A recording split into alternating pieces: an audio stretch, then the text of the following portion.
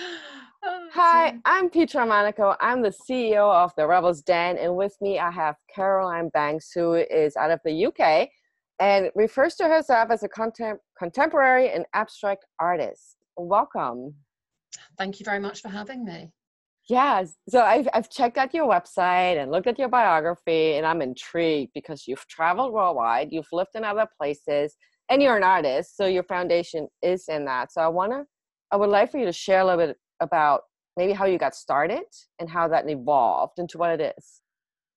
How far back do you want to go? How far back you would like to go. Oh, okay. There is evidence that, yeah, there's a postcard from when I was about 3 where my grandfather said, "Have you stopped drawing on the walls yet?"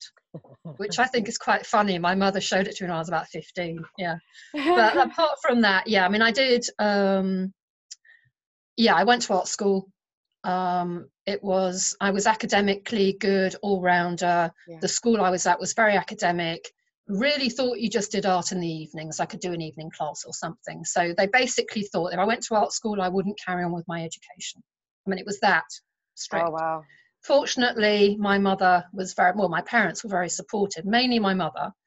So anyway, I went to art school. When I got my degree, got the top grades. I don't know what, anyway, it's a first. She basically ran to the school to tell them. So, which I thought was really funny. So although she didn't have quite got my work, she really supported me, which was Yeah, great. that's awesome. So yeah, did the art school thing, came out with a good degree, did the traveling and got some commissions, which was great. And then nothing. Oh, So it was like, I remember having to run up and down the corridor of this place I was renting because we couldn't afford the heating.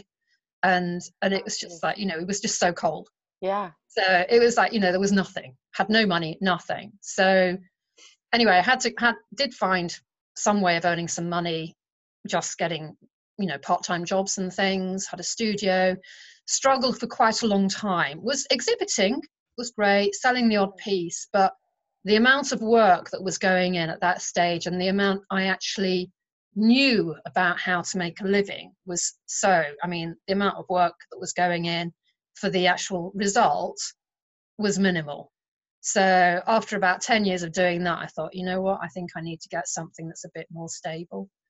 Yeah. And I was just exhausted. So I wasn't even coming up with anything.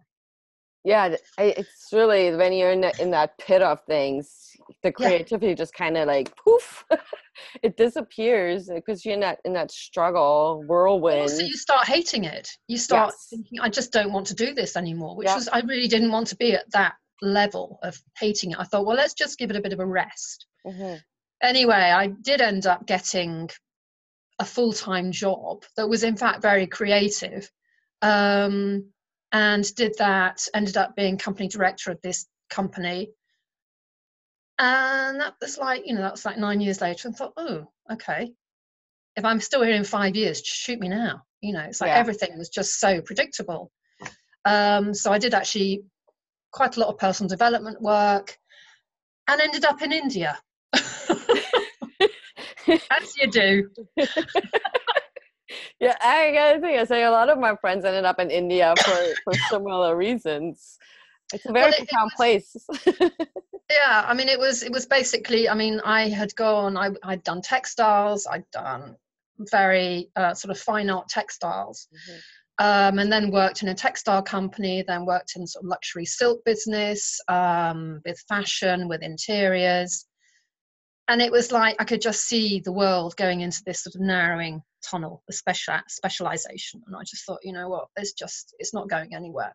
Yeah. Um, and to cut a long story short, after this creative dreaming, personal development work, it was like, yeah, I need to go off to a hot country. I want to do something where I'm going to stretch myself. So I ended up working for an NGO that was looking for a textile designer in the east of India, which it's a bit the Wild West out there, as in, well, the Wild East. It was the vacancy for this role was because, in fact, they couldn't get any Indian people to go out there Huh. because it was quite high risk. But white woman, it's like Why not? snowflake in the desert will be fine. So anyway, it all ended up okay. I did that for about 10 months, and basically my contribution to this NGO, which was basically improving people's standard of living so that they could do more than fantasize about 2 meals a day.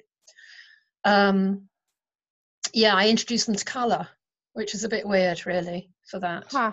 Everything was beige in this silk world of theirs. It was all natural wild silk, and they hadn't really got into dyeing it. So I sort of introduced that aspect, which I think again is quite funny, me taking color to India. But but I think it's a very interesting and unique story, right? Because I would have never thought of India being beige. It's not.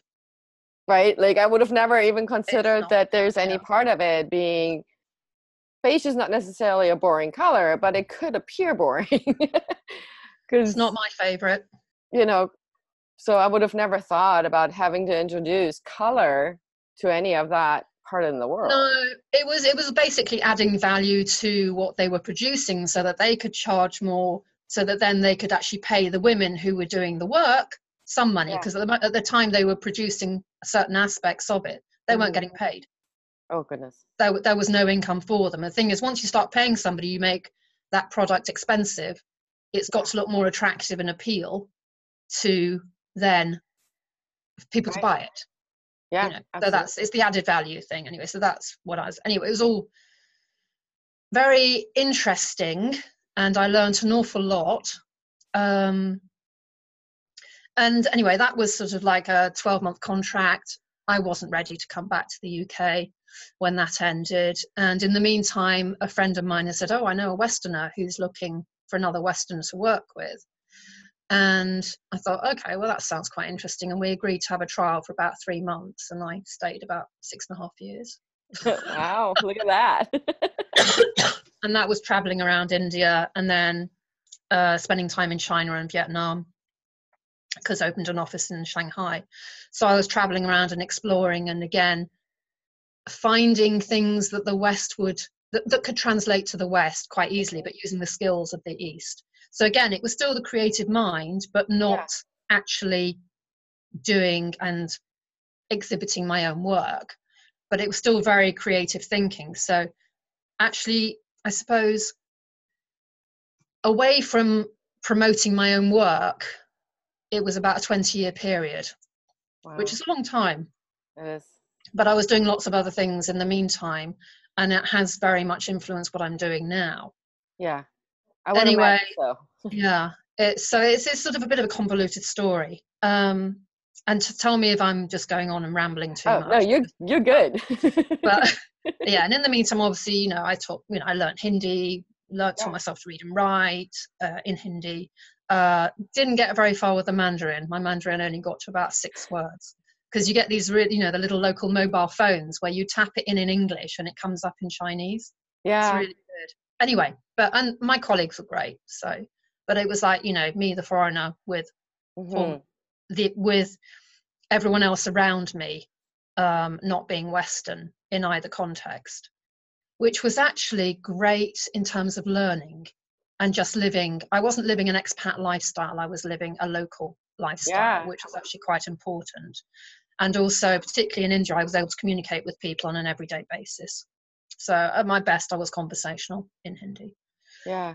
So cool. And learning languages, I enjoy. I don't think you can live anywhere without actually learning the language. I think it's a very arrogant attitude, and it's very I'm from Germany and I live in the US now, right? So the first thing was for me to learn English, because how else was I going to communicate with people?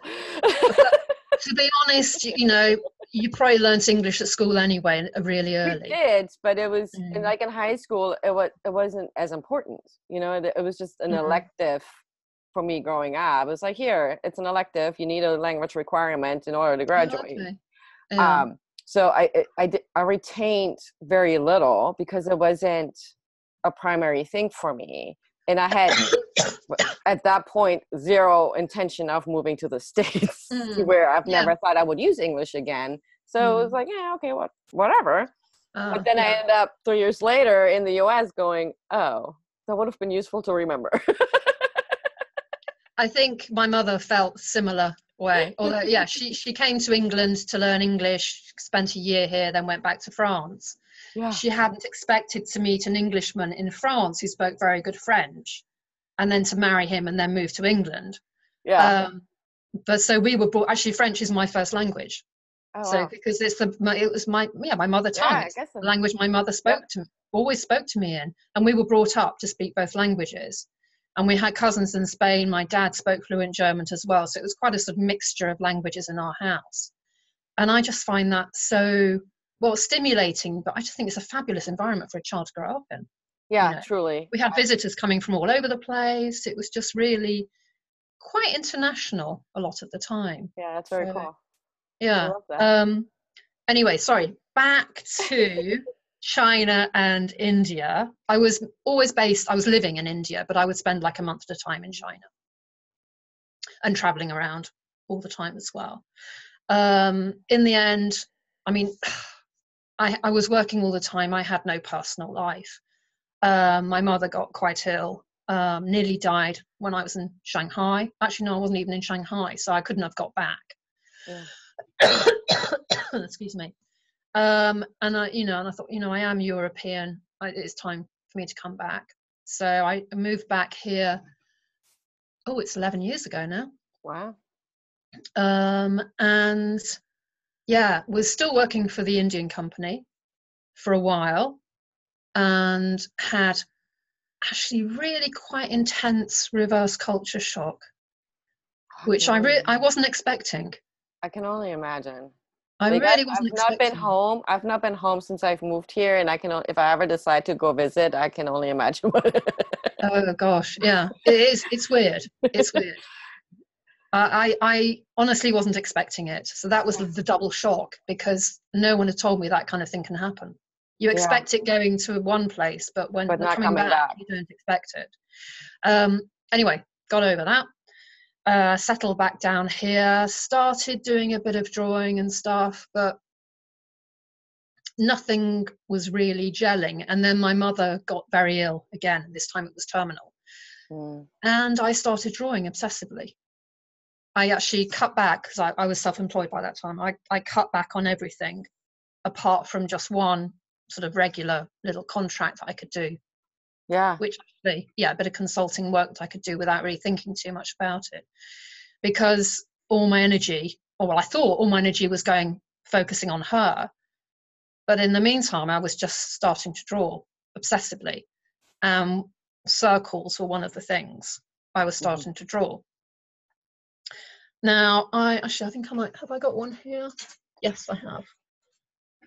I think I pick up things when I go traveling, and I don't know if you can see that. It's a little disc. Yeah. It's called a bee. Well, it depends which country. In China, they call them bee. Okay. B-I. In English, they call them bi. I think in America, they call them bee. I'm not sure. There's an amazing collection at the Smithsonian, actually, in Washington, D.C. of them. But they're Neolithic. They were found in Neolithic tombs in China. These are actually from Chile. But I'd been picking them up from different countries, and I was just thinking, where, this is a symbol. This is a symbol that's everywhere. And they know that they're in the Neolithic tombs where they found them. And we're talking over 2,000 years old. They found them scattered around the skeletons, and then a big one on the chest. Huh. Usually quite high-ranking people, and these things were made of jade or nephrite, which is in China is everlasting life, purity, protection against poison. Hugely magical qualities. So they know these things are hugely, hugely important, but they have no idea why. And that kind of thing of like the importance and the mystery of it really tied in with how I felt about the end of my mother's life and the fact that her death was imminent. And again, the circle, I just started noticing all these discs and circles everywhere. And again, the circle of life. Yeah. Lee Krasner said, there's that quote from Lee Krasner, we see the eye, we view the world through a circle. You've got cells, you've got atoms, you've got planets. It's all circles. And it was like, in a way, it was like this compression of things coming together, where I just, you know, and you have these I moments get in your that because life that are literally intense, I've you know. referenced my life recently, or my business life specifically, coming full circle. Yeah. Like we're always coming full circle. There's that moment where we're like, oh, I'm full circle. Like I started here, but then you end up back here just in a different Yeah, so way. it could be a spiral, it could be, but it's Yeah. a circular motion. Yeah. And I mean, you know, the way we move, we make circles because we can only go the Right. distance that we go. And everything, I mean, somebody pointed it out to me recently, actually. You know, when you're waiting for your computer to do something. Circle. Yeah. It's such an elemental thing. First built human habitation, circle. Yeah. It's within us, and it's something that unites everybody. So the thing that struck me was wherever I had been, I'd seen them. Every culture, no matter how varied the cultures are, no matter all the differences between people, we are all together. That's something that unites all of humanity and all of nature as well. So it's everything. And I just thought, oh my God, you know. So that's why I became completely obsessed by it. And then things developed from there, and also just the gesture of making. And then you've got the Enso in Zen, the world of Zen. But you know, it's that gesture that you make, and it's a meditative gesture. But it's also, for me, it links to memory. You know, it can be very strong. So the gesture is very strong to begin with, and then it can fade as time goes past. It's still there, but it can fade. Yeah. So I could talk about this for hours, so just stop me, okay? But No, I think this is really cool because for me too, I love having these conversations because for me, learning is a thing, being open to hearing other people's experiences and how they came about their art, how their art unfolded, how they're stepped into, I'm an artist, whatever that looks like, is always just, for me, it's just the coolest thing to hear about. Like, I just enjoy that. I'm like, oh, tell me all about it. I'll listen for hours. well, the gesture becomes more important over time. Yeah. Because, you know, I started doing this. My mum died 2012. She died during the Olympics, and it was just this gesture all the time. It's even like, you know, when you rub people, or very often people rub in Circular circles. motion. Yes, it's that whole thing. So I was surrounded, and I was in this whole world where everything, you know, comfort, pain, everything, it was all circular, and it was pretty intense. And then that, it sort of, after a few years, I almost thought, oh, you know, it's like, is this all I can do? And it's not, obviously, because I mean, I draw and I paint and other stuff as well. I can, you know, I do observational drawing, and everything comes from observational drawing. Because to begin with, people said, oh, it's abstract, and I said, well, no, it's not. I've drawn it. Yeah. But actually, no, it's the emotion within the drawing that is now coming out. And then the gesture, the idea of the gesture and the memory. I mean, like, I use my hands a lot, as you can see. But yeah, we do this. There's history. Something's happened, but there's no record of it. Yeah. That doesn't mean it wasn't important. Right. And so I was watching, I was at a concert, classical music concert, and there's an orchestral conductor called Marion Alsop. She's, I should imagine I think she is head conductor for Baltimore Orchestra. Okay. She does other orchestras as well, and she does quite a lot in the UK.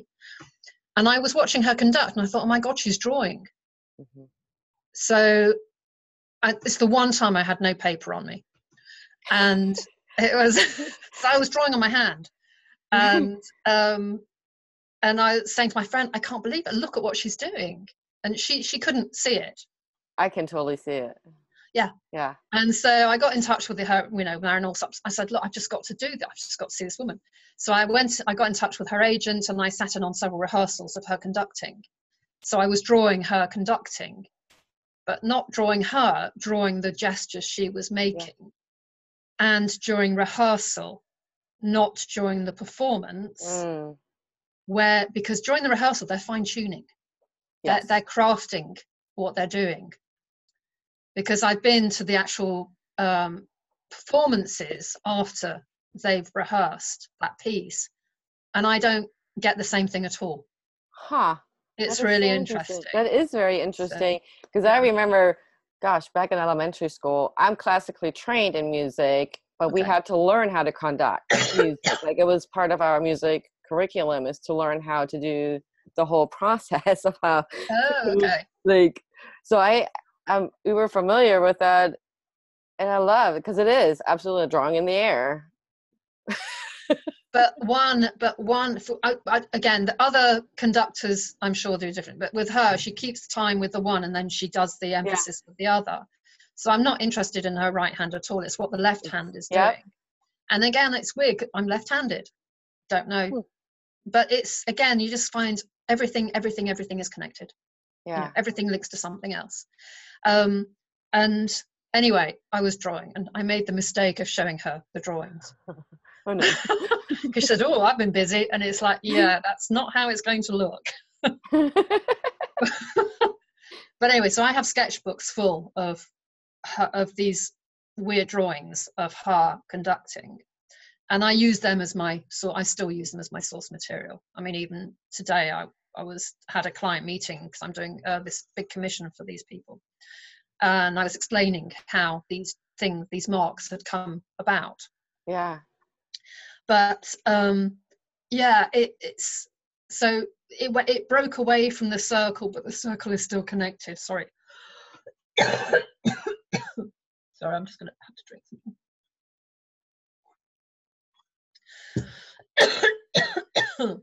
So there was a curator I was talking. She said, "Oh, your circles have started having adventures now." So it's like, it was breaking away from just the circle, but I was just increasing my vocabulary. Yeah, I mean, just like we increase our words when we learn a new language, we expand our vocabulary. So I like that. There are just different elements that come, and then some come and go, and some come together in different ways. So the vocabulary expanded, and that was, again, I don't know, 4 years ago, something like that. So it's developing all the time. And another strand that's coming in is I did some virtual reality drawing. And that was incredible.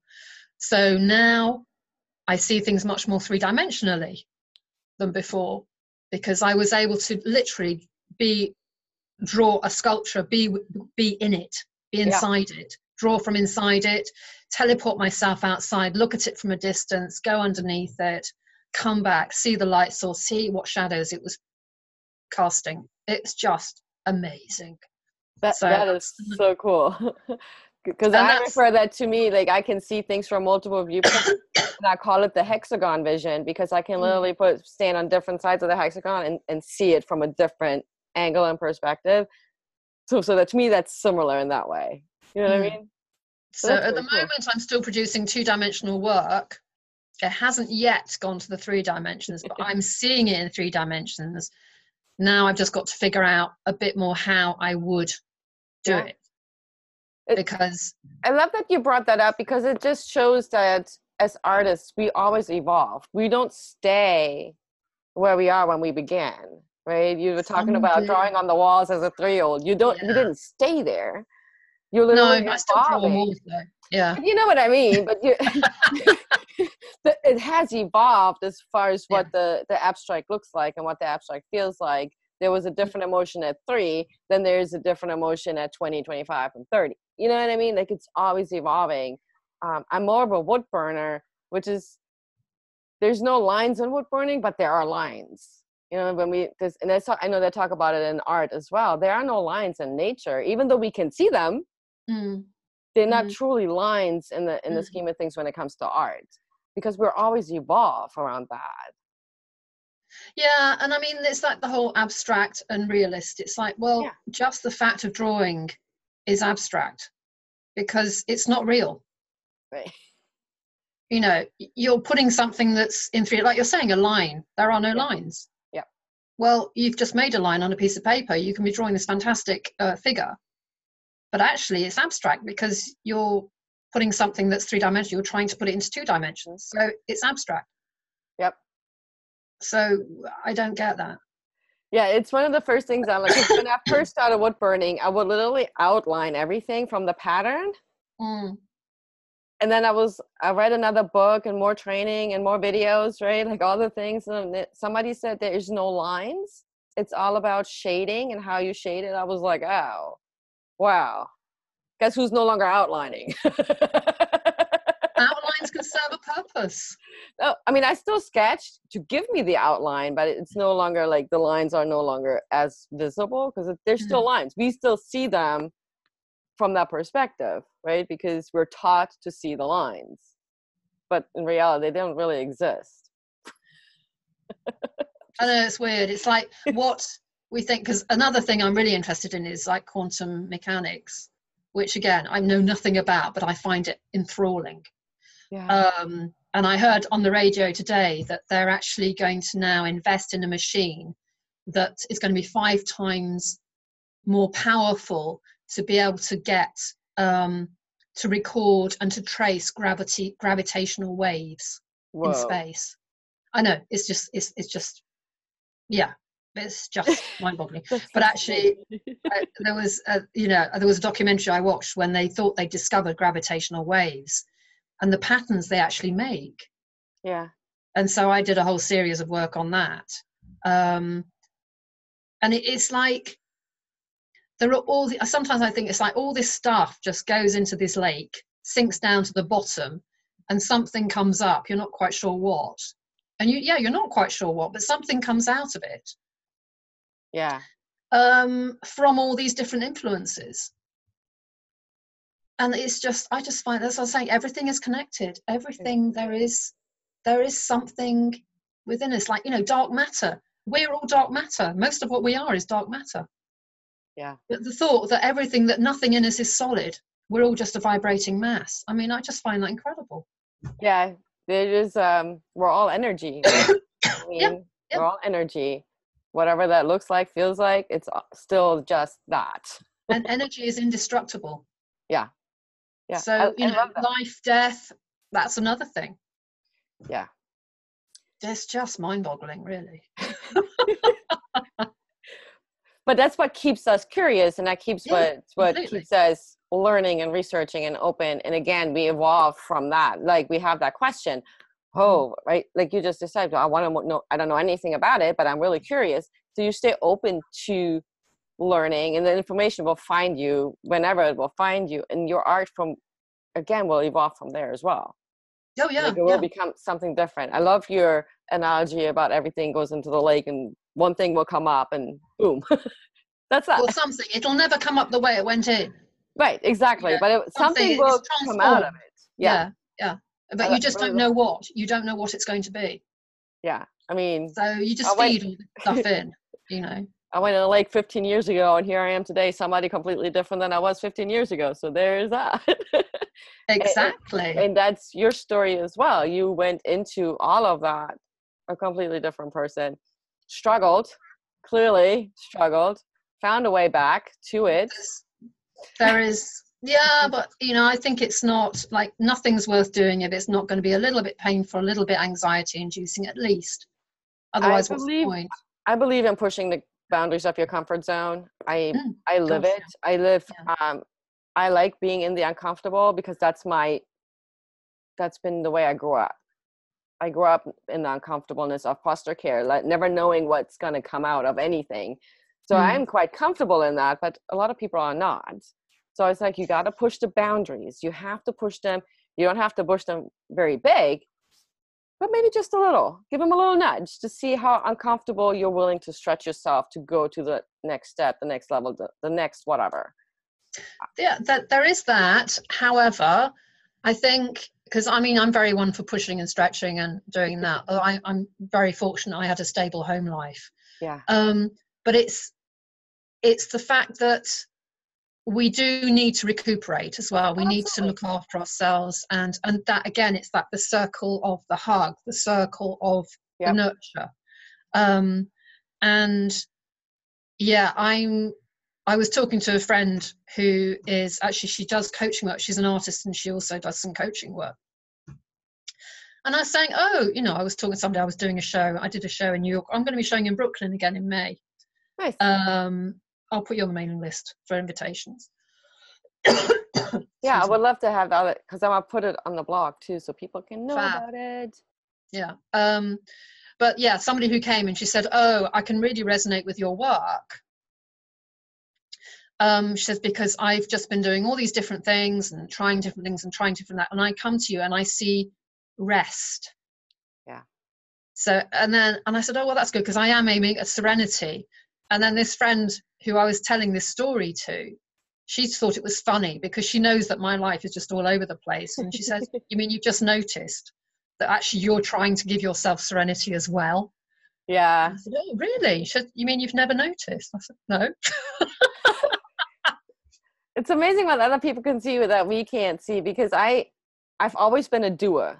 From the time I got up until I went to bed, I was doing. And then I went through some really difficult stuff with my youngest. And I was like, I don't know how to be. I don't, like, people are like, you need to do nothing. And I'm like, I don't know how to do that. I literally had zero idea just how to lay on my couch and do nothing. And they're like, well, you watch TV. I'm like, I'm still doing something watching TV because I'm watching TV. But I didn't know how to just be. And it was so much stuff stirred up, right, from my own trauma, my own past. And I was like, I don't know. And I had to learn to just, and we talked about it briefly, to be in the silence, how you prefer to just not have that noise. And I still need that little bit of background noise. But I'm learning that I'm like, I can be okay in the silence. Like, I'm good. It didn't always feel safe. Yeah. You know, like when you have turbulent experiences, it can feel very unsafe when it's quiet. And so. Yeah. A lot of people don't like silence.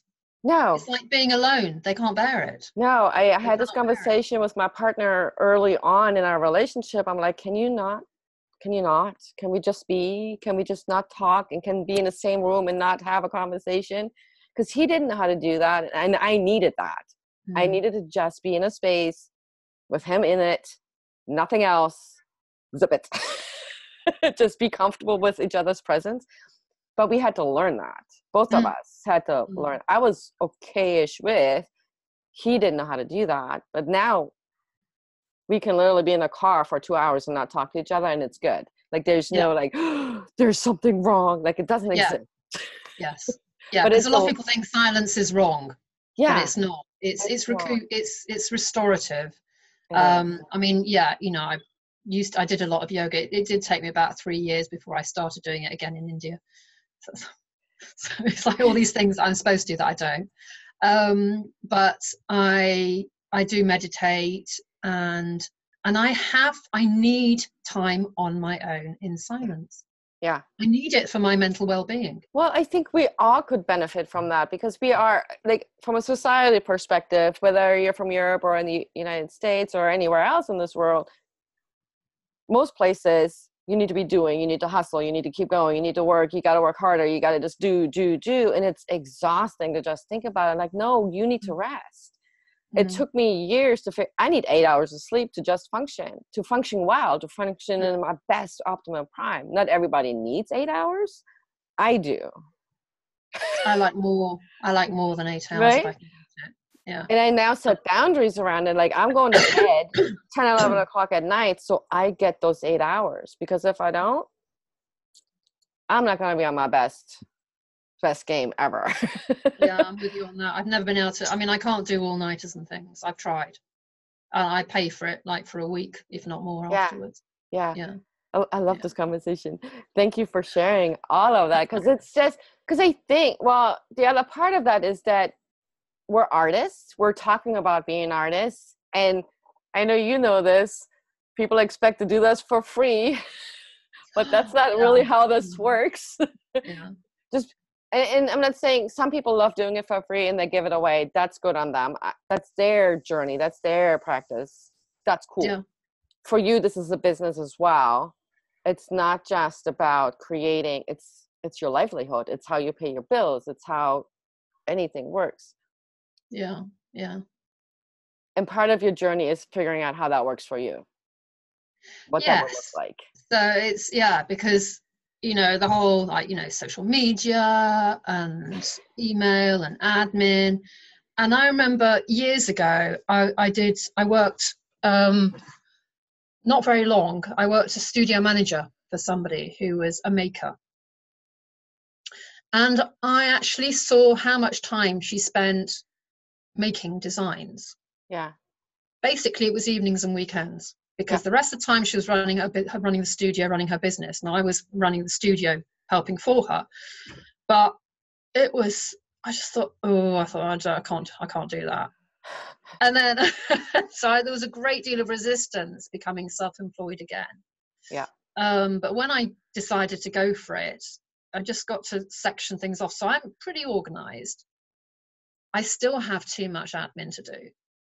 Yeah. I don't do much social media, or I control it. It's very controlled, and I'm not very strategic. I put stuff out there because I use it as a diary. Mm-hmm.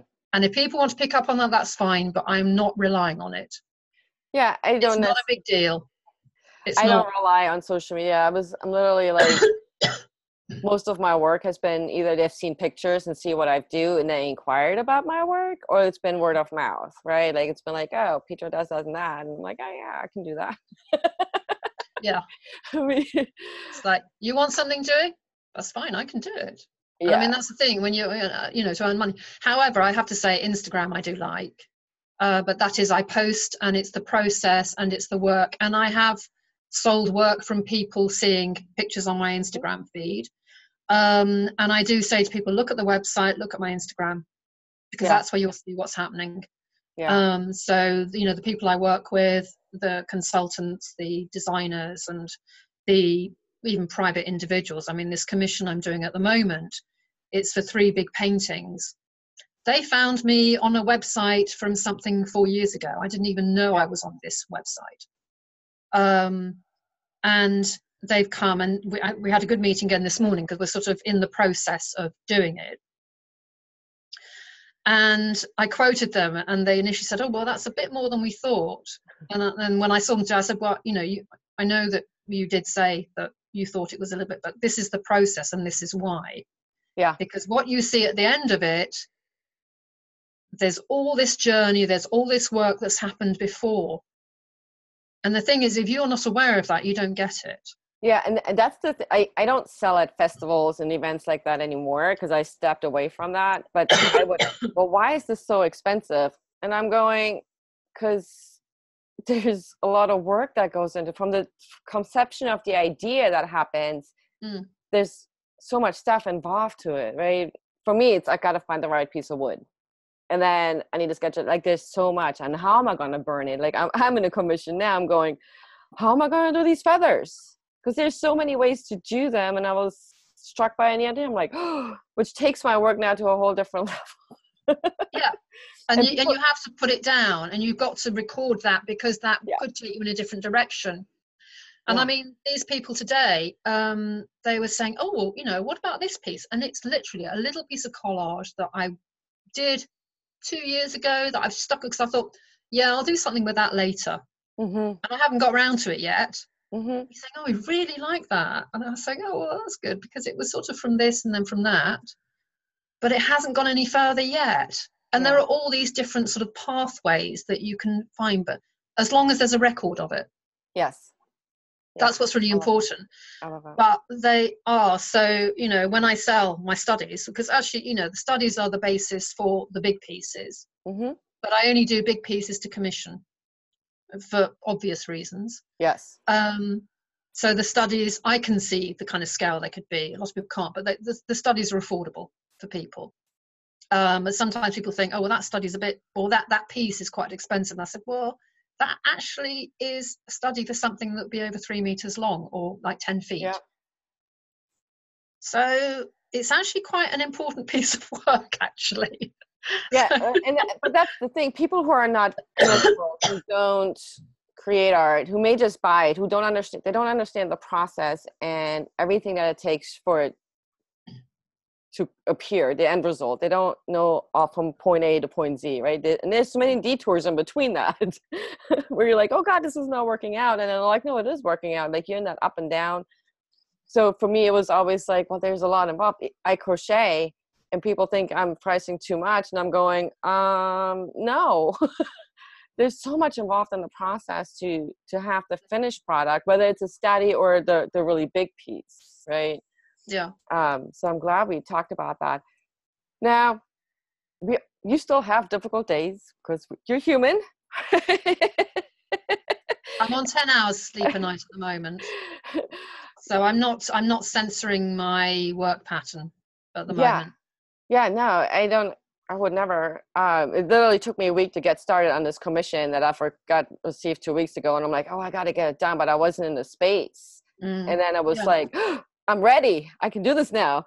But it was a process. But there's those difficult days, those challenging days where we're lacking that inspiration, the motivation, the all the things to just even pick up the pencil. How do you move through them? Do you move through them or do you just let them be? If I do something every day. And I mean, there is that thing of, 90% perspiration, 95% perspiration, 5% inspiration. And I'm a great believer in that. Basically, the creativity comes from doing. It doesn't mean that you only do, but you need to do something. So I do something every day. And if I'm struggling with, say, inspiration, I'll go back to observational drawing. If I've had a real block or something, I don't put heavy metal on, but I put on some really sort of quite dynamic dance music, and I dance like a demon. Yeah. Just have to get the body moving. And if it helps by yelling, I'll do the yelling as well. And literally just to get out of myself. Yeah. So it's a very physical thing. Yeah. I think this is important because as a writer, as an artist, painter, whatever it is you do, we do get in those, oh gosh, I'm stuck, I don't know what to do. But just the act of doing one thing, whatever that one thing is, can get you out of it. I like that you brought the dancing out because I tend to just walk around the house like a mad woman.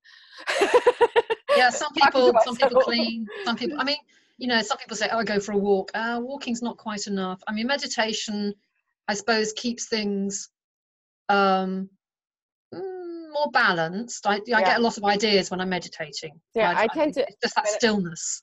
For me, it's running. Ironically, if I go on a run, it's not walking because I'm like running, and just hearing my feet get on that sidewalk can literally shift things for me because I'm pounding it out.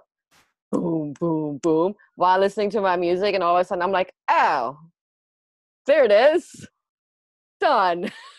Because you weren't thinking about it. No, I'm not thinking about it because I'm focused on running and staying safe and still jamming to the tunes in my head. Yeah. While I'm doing this exercise thing. Yeah, so, exercise is a big one. It really is. It can really shift things in a really massive way, either quickly or just that one thought going, oh, got it. And you go home, you take your shower, and then you're like ready to get into whatever it is you've been resistant to, if you will. Yeah. All right. Where can people find you, connect with you? What have you coming up where people can check you out? So the website is carolinebanks.co.uk. The .co.uk is very important because there is a carolinebanks.com, but she's a financial advisor. That is very lovely woman. I've met her. She's in London too, but she's not an artist. carolinebanks.co.uk. I never know what. Hang on. Where are they? Let's get my cards out because I can't even remember what they are. So Instagram is cvbanks_art. Those are probably the two main places. I have a presence on Twitter, but I don't really use it. That's also cvbanks_art. Facebook, I have a page, Caroline Banks Art.